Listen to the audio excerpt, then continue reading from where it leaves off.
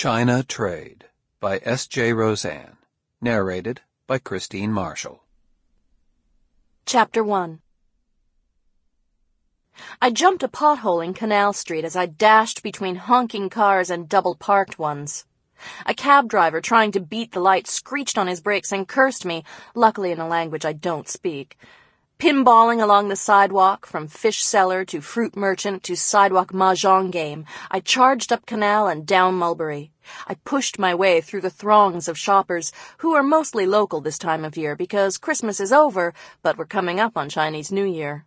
I hopped curbs, squirmed sideways, and tried not to elbow old ladies as I raced to the old school building on Mulberry opposite the park. When I finally got there, I stopped. I drew in sharp, cold air until my heart slowed and my breathing was back to normal. Then I calmly climbed the stairs and rang the bell. I hate to be late. I especially would have hated to be late to a business meeting with one of my own brothers. Though, given the way this all turned out, it's obvious to me I should never work for my family again. In Chinatown, though, it's not that easy. They can't not ask you, and you can't say no. Not that it was Tim who'd asked me. He hadn't been the one who called, and he hadn't been mentioned. That told me a lot. It told me he didn't approve of hiring me, though he hadn't stopped it. Well, he couldn't, could he? Don't get my little sister, she'll screw up and I'll never live it down. No, he would have to pretend he thought I was the greatest private investigator since Magnum P.I. in order to save his own face. But I knew what he was thinking. My family all thinks it.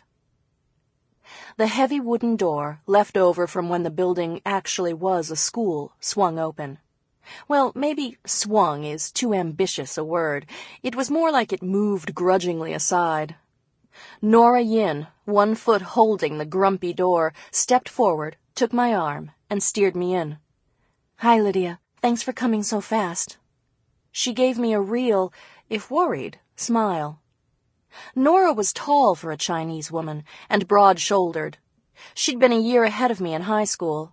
Nora had never passed notes in math class, and had been a volleyball star besides. Well, you said it was important, and I wasn't in the middle of anything. And hadn't been for 2 weeks, I didn't add. Business was slow. "We're in my office." Behind her, the door clicked sullenly shut. "Come on."